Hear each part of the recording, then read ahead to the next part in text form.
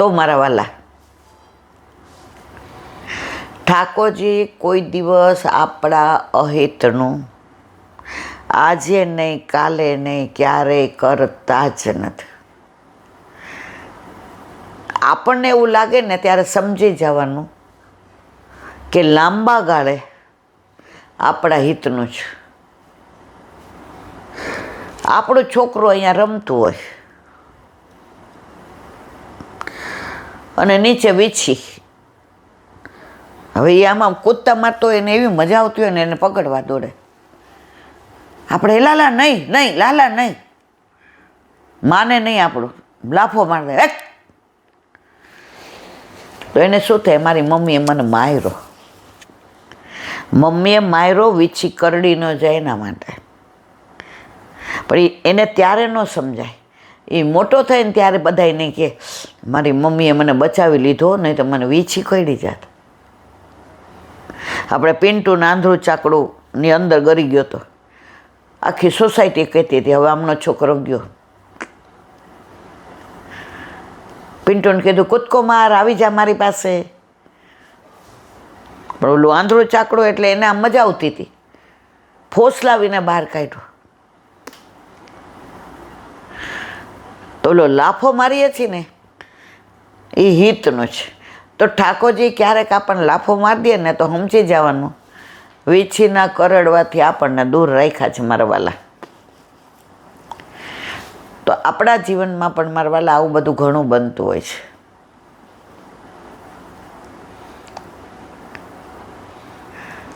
આપણે અમદાવાદ આવી ગયા 3 કપડે, બરાબર? ત્યારે કેવું થતું હતું? પછી ખબર પડી કે ઠાકોરજી કે માં કોઈનું નહીં, આ ઘરમાં આ એક ભીંત ને આ ઈંટની આટલી રેતી મેં બનાવી છે માં, બીજા કોઈ નહીં. અને આનંદ કેવો આવે છે મારા ઠાકોરજીનું. ગોપાલ રાવટી છે, એક રાજા બેટીજી પધાર્યા હતા તો બહાર નામ વાંચ્યું ગોપાલ રાવટી. તો કે હું તો ઈલાબેન બેંકમાં આવી હતી. તો ગોપાલ રાવટી એટલે હું સમજી ગઈ કોઈ પ્યોર પુષ્ટિ માર્ગીય વૈષ્ણવ હશે. એટલે હું આમ વિચારતી હતી કે કોણ છે. ત્યાં હું તુલસીજી લેવા બહાર ગઈ, ગળામાં કંઠી જોઈ. અને વલ્લભપુરનું તેજ તો આપણને ખબર પડી જ જાય, રાજા હોય, બેટીજી હોય, વહુજી હોય કે લાલન હોય કે જે હોય. એટલે એમનો છેડો આમ જ હોય, મર્યાદા એમની ક્યારેય ન છૂટે. ગળામાં કંઠી, કપાળમાં તિલક અને તેજ. એટલે મેં 2 હાથ જોડ્યા, જય શ્રી કૃષ્ણનું કર્યા, આશીર્વાદ. મેં કીધું આશીર્વાદ કીધા એટલે હું સમજી ગઈ વલ્લભપુર. મેં જે પધારો ને, મને કે તમે મને નથી ઓળખતા ને હું તમને નથી ઓળખતી. મેં કીધું પણ જૂનો સંબંધ તો છે જ ને. મને કે હા એ વાત સાચી. એ કે મેં ગોપાલ રાવટી વાંચ્યું ને લાલાજી અંદર ગયા છે, મારી સાઈન થઈ ગઈ. એટલે મારાથી ઊભું નહોતું રહેવાતું. એટલે મને એમ થયું કે હું ગાડીમાં બેસું અને લાલાજી આવે એમનું બધું કામ કરીને. તો ખાલી દ્રષ્ટિ પડી તો ઉપર વાંચ્યું ગોપાલ રાવટી. તો હું સમજી ગઈ કે આ કયો. મેં જે પધારો મારવા લાપા. એ કે ના ફરે. મેં તો ના, હવે એટલું અમારું માન પધાર્યા. 5 મિનિટ માટે ચરણ ધર્યા. સવારના પોરમાં શરદ પૂનમે આપણે રાજી થઈ ગયા. તો મારા વાલા, વૈષ્ણવની ઓળખાણ, એનું ઘર, એનું સ્વરૂપ, એનું પહેરવેશ, એને ગળામાં કંઠી, એનું બોલવાનું, એની દીનતા.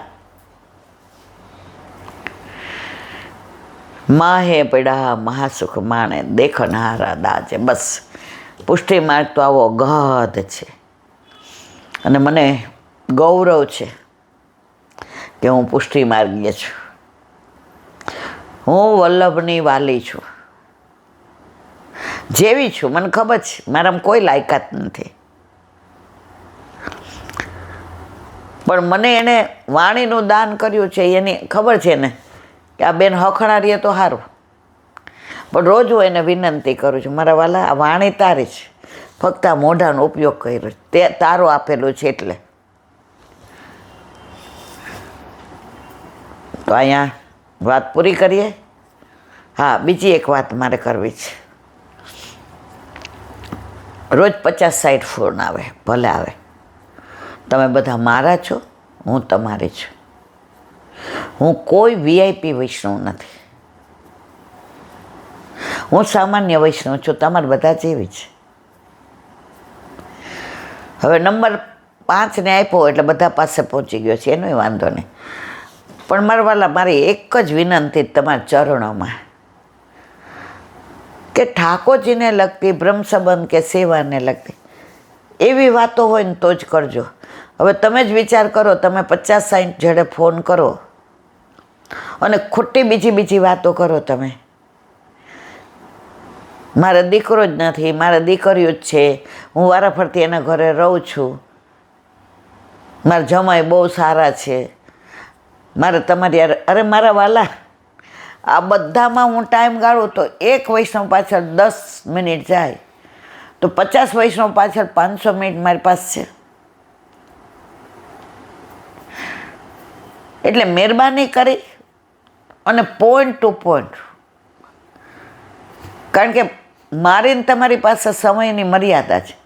તમારા માટે તો આખો દિવસ પડ્યો છે. તમે તો મારી યાર વાત કરો, બરાબર કરો, મને કાંઈ વાંધો નથી, હું તમારી જ. પણ હવે ખોટું વ્યર્થ વાણી વિલાસ મારી સાથે મહેરબાની કરે. મને કોઈ લૌકિક વાતોમાં રસ નથી. તમે મારા મોઢે નહીં સાંભળો કે મારે આમ છે. ના મારા વાલા, જેટલો જબ તક ફુરસત દે જમાના ક્यों ના કરે હમ પ્યાર કી બાતે. સમય મળ્યો છે, તમે ને હું 10 મિનિટ વાત કરીએ એટલે 10 તમારી બગડી લૌકિકમાં, 10 મારે 20 મિનિટ બગાડીને. તો હવે મહેરબાની કરીને ફોન કરો, કામ હોય તો અવશ્ય કરો, પણ મહેરબાની કરીને મારી યારે ખોટી બીજી, મારે આમ છે ને, હું ભાડે રહું છું ને, મારે આ છોડો ને મારા વાલા, મારા દીકરો નથી ને, મારા મિસ્ટરના તકલીફ છે ને, આ બધું તમારે બધા મને, હું તમને હૂંફ આપવા માગું છું. હું એવું નથી કહેતી, હું માણસ છું, પણ રોજ એવરેજ 30-35 ફોન આવે, બરાબર. હવે 10-10 મિનિટ તમે ગણો, 5-5 મિનિટ ગણો. પોઈન્ટ ટુ પોઈન્ટ મને પૂછો, જે પૂછવું હોય. મને આવડતું હશે તો કહીશ, નહીંતર કહું ગુરુદેવને પૂછો, કારણ કે હું ગુરુદેવ પાસે જાણીને તમને કહું છું. મારા ને તમારા ગુરુ. તો એટલી કૃપા કરજો મારા વાલા, ખોટો વ્યર્થ બીજી વાતો મારી સાથે ના કરશો. મારી પાસે ટાઈમ નથી. બોલો વલ્લભાધીશ. વ્રજ વિહાર, વ્રજ ના આવે ત્યાં સુધી આપણે અધૂરા, વ્રજ આવે એટલે મધુરા. આપણે આવ્યા છીએ વ્રજમાંથી, જવાના વ્રજમાં. કાલે હોલમાં એક બેન આવ્યા હતા, મેં કીધું આવું છે ને 5મી સપ્ટેમ્બરે વ્રજમાં. ના રે ના, એકવાર તો જઈ આવ્યા. મેં તો બરાબર. પછી મારી ભેગા બીજા 2 બેન હતા ને, એ કહે કે કહું ઈલાબેન, મેં ના કાંઈ ન કહેવાય, એમને એવું જ એકવાર તો જઈ આવ્યા ઈલાબેન. મેં કીધું મારા વાલા મનમાં હું, સ્વિટ્ઝરલેન્ડ, પેરિસ, રોમ વર્લ્ડ ટૂર એકવાર કરી લેવાય, પછી બીજી વાર ન જવાય. પણ વ્રજમાં તો જેટલી વાર મહારાણીમાં બોલાવે એટલી વાર જવાય. ઘણા તો મને એમ કહે કે તમારી યારે અમને અનુકૂળ નહીં આવે 5 સપ્ટેમ્બરે, અમે 10-12 જણા જાય, તમે અમારી ભેગા હાલો ને બોલો. એમને અનુકૂળતા નથી કરવી. આ 200-250 માણસ જઈએ, બરાબર. હવે બધા 5-7 જઈને ભેગી હું જાઉં, મારા વાલા સમજી ગયા ને. એટલે બધા ભેગી તો ના જઈ શકું, પણ આ 2 સપ્ટેમ્બર ને ફેબ્રુઆરીમાં. બાકી જો નથી હું જાતી ચરણા ટડેલ બધે જઈ આવી, ચંપારણ બધે. હવે મારા માત્ર એવડે નથી, હવે મારા હાથ પગ નથી ચાલતા, હવે મારી ઉંમર, હવે મારી તબિયતને તકલીફ, પણ વ્રજ પિયર જવાનું હોય ને તો માંદલા હોય તોય જાય ને તૂટલા હોય તોય જાય ને ફૂટલા હોય તોય જાય, કારણ કે ત્યાં હાંચવાની જવાબદારી મહારાણી માને છે. વ્રજ યાદ આવે એટલે યમુનાજી દેખાય ને, ગોવિંદ ઘાટ ને, ઠકરાણી ઘાટ ને, ખળખળ વહેતા યમુનાજી ને, વલ્લભના બેઠકજી ને, શ્રીજી બાવાના બેઠકજી ને, છોકરનું વૃક્ષ ને, ગિરાજ બાવાના ચરણારવિંદ ને, અત્યારે એ આરતીનો સમય ને, શ્રૃંગાર ને, ગીરદી એટલી હશે ઊભું રહેવાની જગ્યા નહીં હોય, વલ્લભના બેઠકજી. વ્રજ તો વ્રજ છે. બસ અહીંયા રહીને વ્રજમાં માનસીમાં રોજ આપણે જઈએ છીએ એટલે મહારાણીમાં આપણી સુધી લે છે એ સાબિત થઈ ગયું.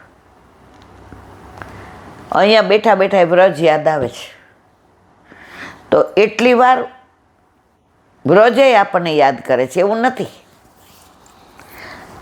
વ્રજ કમળ આકાર છે, કમળમાં 56 પાખડીઓ છે, 8, 16 અને 32 સરવાળો કરો 56, અને અધરમ મધુરમમાં મધુરમ 56 વાર છે.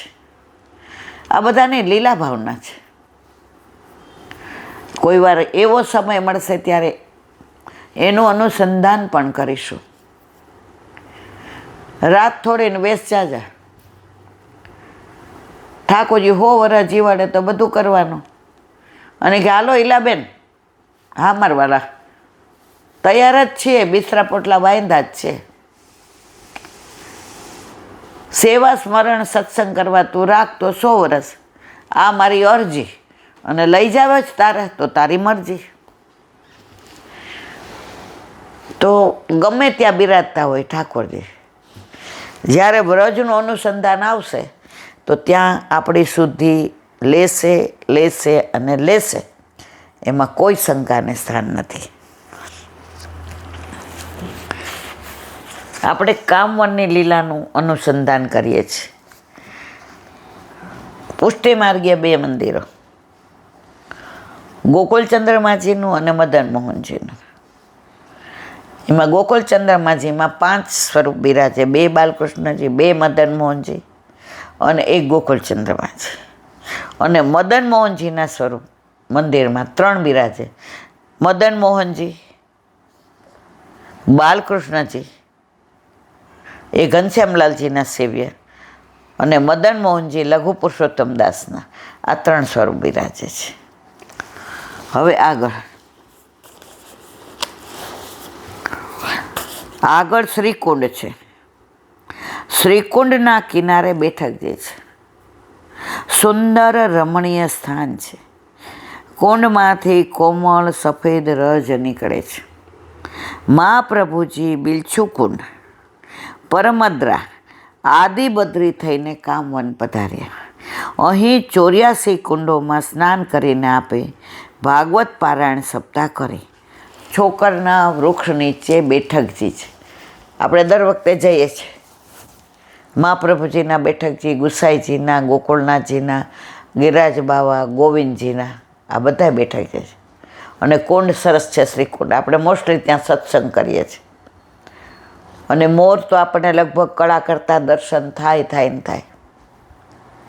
અને ત્યાં મજાનો સરસ વનરાય છે. ત્યાં આપણે સત્સંગ કરીએ તો મોર ને, પોપટ ને, કોયલ ને. તમે તો મને 2-3 વાર બતાવ્યું કે જો સુખદેવજી જાય છે, પોપટની આખી લાઈન જતી હોય. એવા જ પોપટના દર્શન તો મને ક્યાં કરાવ્યા હતા? રાધા કૃષ્ણ કુંડ ઉપર, કે જો સુખદેવજી આ કથા કરે છે. તો વ્રજમાં તો એક લીલા સ્થળીમાં પ્રભુની અનેક લીલાઓ છે. કરતા હતા નહીં, કરે છે. તીર્થ પુરોહિતે શ્રી મહાપ્રભુજીને વિનંતી કરી, અહીં બ્રહ્મ રાક્ષસ રહે છે, સૌને દુઃખ દે છે, તેથી રાત ન રહેતા. ક્યાંની વાત કરે છે? શ્રીકુંડની. આપે મંદ સ્મિત કર્યું.